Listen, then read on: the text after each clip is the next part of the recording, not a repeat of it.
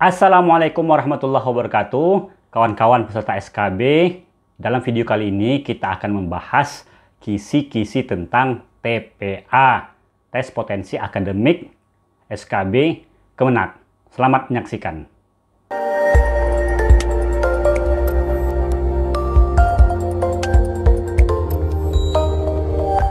Oke kawan-kawan SKB Kemenak, dalam video kali ini kita akan mengulas ada beberapa request untuk menampilkan bagaimana kisi-kisi dari TPA, Tes Potensi Akademik. Oke kawan-kawan SKB Kemenak, kalau kita lihat dari info aplikasi SKB Kemenak, ada beberapa tema yang akan diujikan pada TPA, yaitu kuantitatif dan verbal. Itulah yang terlihat, karena dia tidak semuanya dilihatkan. Tapi saya yakin bukan hanya itu saja.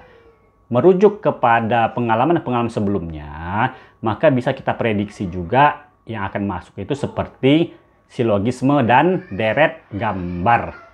Oke kawan-kawan, kita akan membahas, tapi tentu saja pembahasan kita kali ini tidaklah detail sedetail-detailnya. Di sini hanya kita mengulas kisi-kisi dan beberapa contoh karena terbatasnya waktu.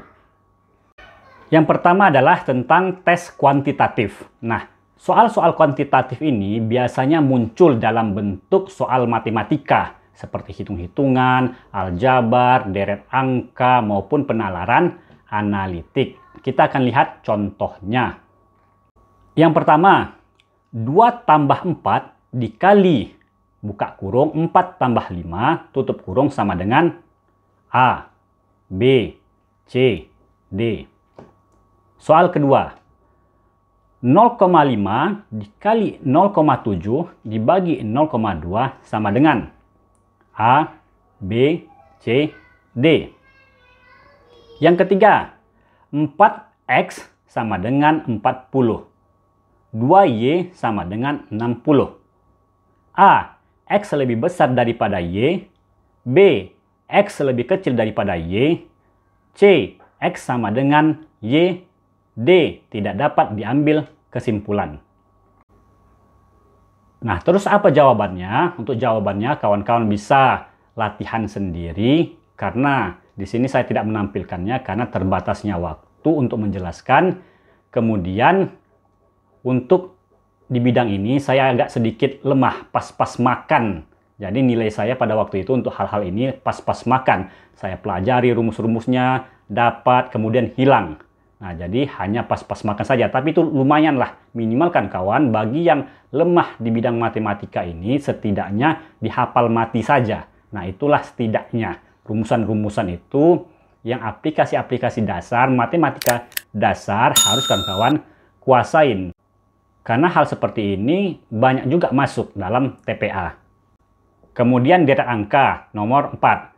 2, 5, 10, 50, 500. A, B, C, D. Nomor 5, 4, 2, 1 per 2, 1 per 4, 1 per 8. Nah, untuk 4 dan 5 ini, coba kawan lihat. Nomor 4, 2, 5, 10, 50, 500.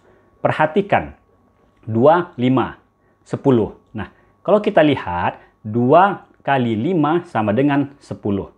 10 kali 5 sama dengan 50.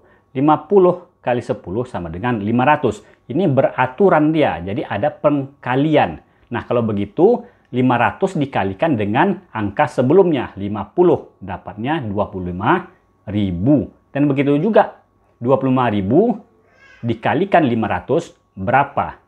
Nah, itu untuk deret. Nah, itu untuk deret angka. Sedangkan yang kelima, itu juga deret angka. Tapi kalau kita perhatikan, 42,5 itu kan menurun ke bawahnya. 42,5, 1/4, 1/8. Kemudian berikutnya adalah contoh penalaran. 4 tukang dapat menyelesaikan satu bangunan selama 20 hari. Dengan jam kerja 6 jam per hari. Jika ada 5 tukang dengan jam kerja 5 jam per hari, berapa lama bangunan selesai? Yang ketujuh, 2 kereta api berangkat dari kota A ke kota B.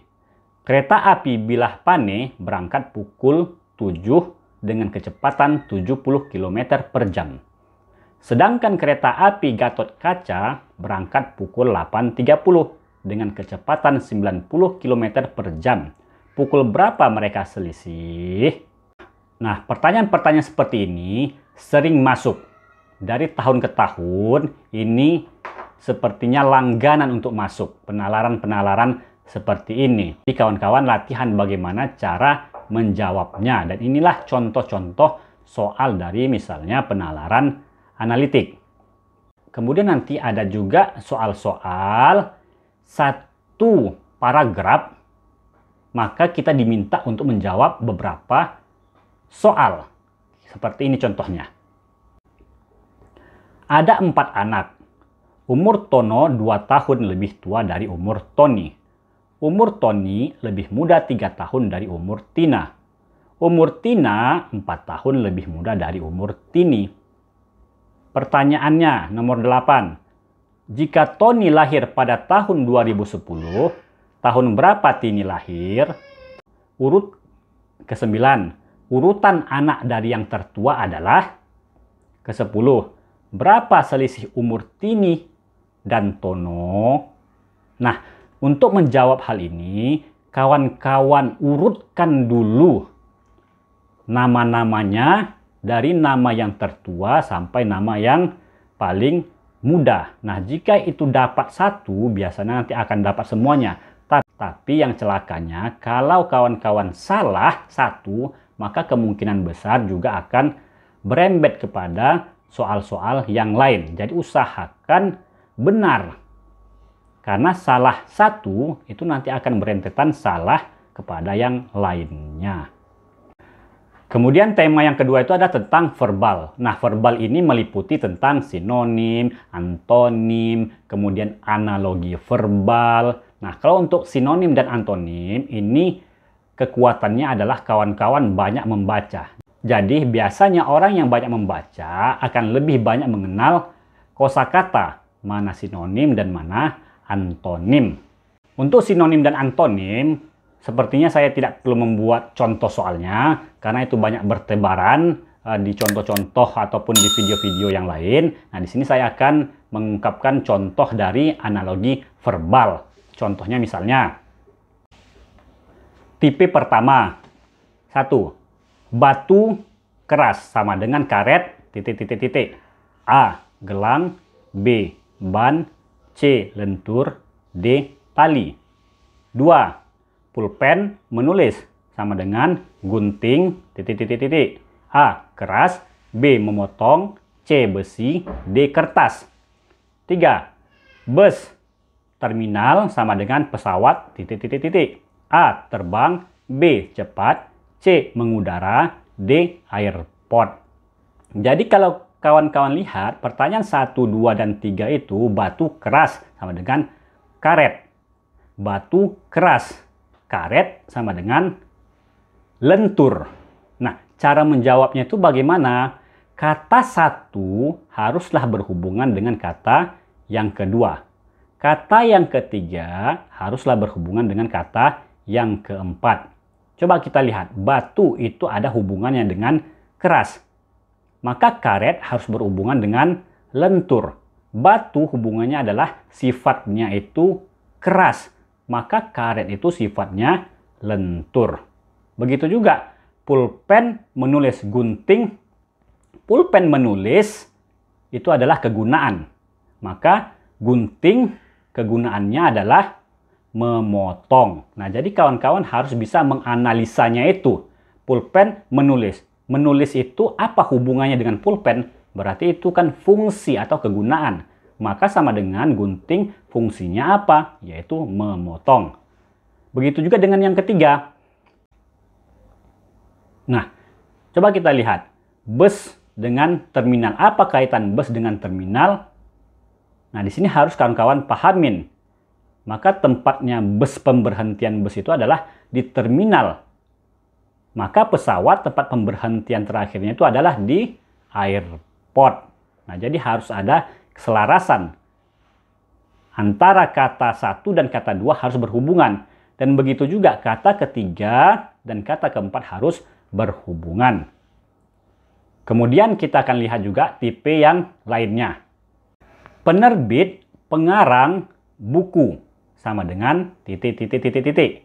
Nah, ini agak sedikit lebih panjang lagi. Kawan-kawan harus tahu penerbit itu apa kaitannya dengan pengarang, apa kaitannya dengan buku. Kita lihat opsinya. Galeri, pelukis, lukisan. B. Pengrajin, pasar, kain.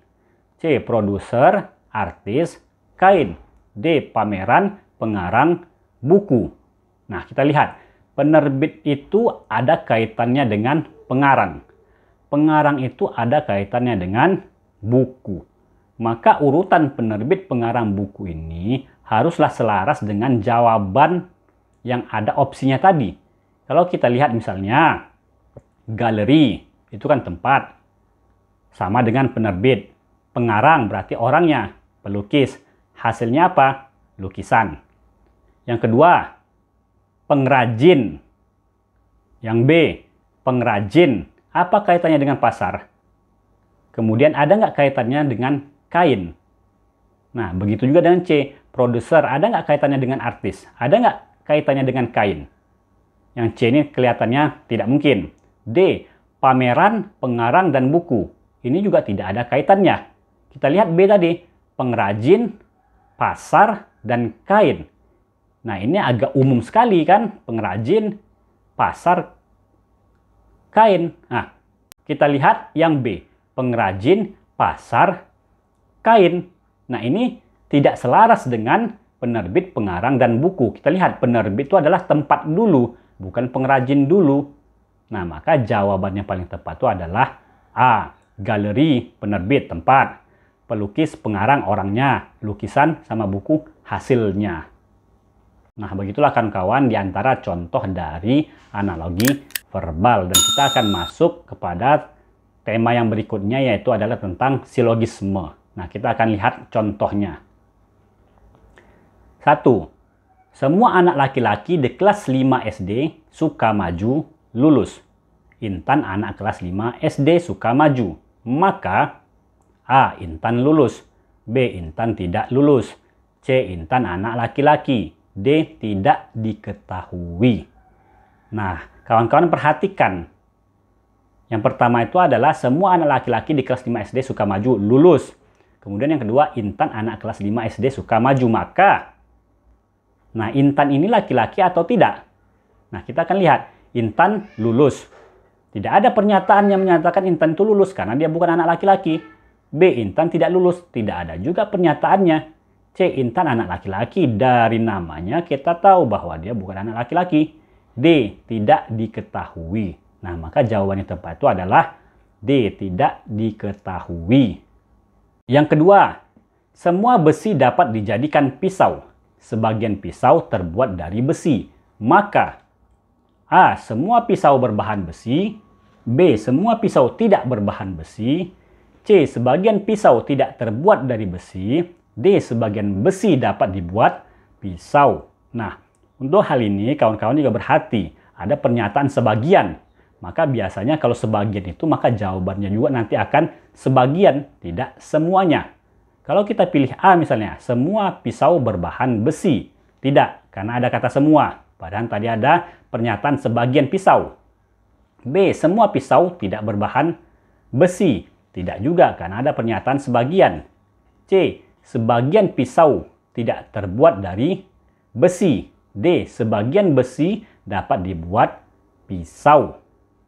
Maka jawabannya adalah C. Sebagian pisau tidak terbuat dari besi. Mengapa? Kesimpulannya karena pernyataannya sebagian pisau terbuat dari besi. Sebagian, maka sebagian lain tidaklah terbuat dari besi. Kalau kita pilih D, sebagian besi dapat dibuat pisau, itu salah. Karena pernyataannya semua besi dapat dijadikan pisau. Nah, untuk silogisme ini kawan-kawan pelajari lagi.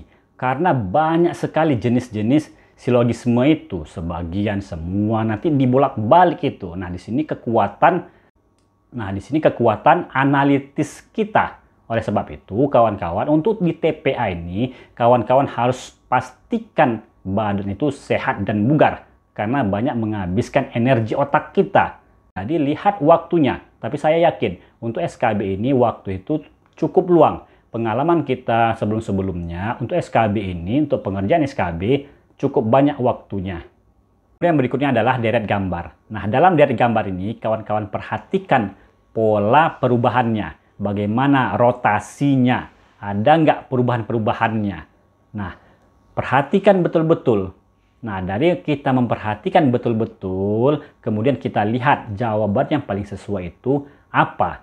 Dan biasanya untuk deretan gambar-gambar ini, itu banyak sekali itu contoh-contohnya. Kawan-kawan bisa melihat di internet. Dan untuk TPA ini, saya hanya memberi gambaran saja. Karena kalau diulas sangat memakan waktu. Dan terlebih lagi, sekarang ini kita mepet dengan waktu yang ada. Dan tentu pastinya kawan-kawan sudah belajar, sudah mempersiapkan diri. Yang terpenting, SKB untuk TPA ini tidak begitu jauh berbeda dari SKD kemarin di bagian TIU-nya. Nah, jadi kawan-kawan ulang lagi, baca lagi buku-buku ketika chat kemarin. Dan insya Allah mudah-mudahan kawan-kawan lulus semua. Dan tentunya tetap usaha sehabis-habis mungkin. Dan juga jangan lupa berdoa, minta restu kepada orang tua. Oke kawan-kawan, demikian saja. Ikuti terus video-video kita. Assalamualaikum warahmatullahi wabarakatuh.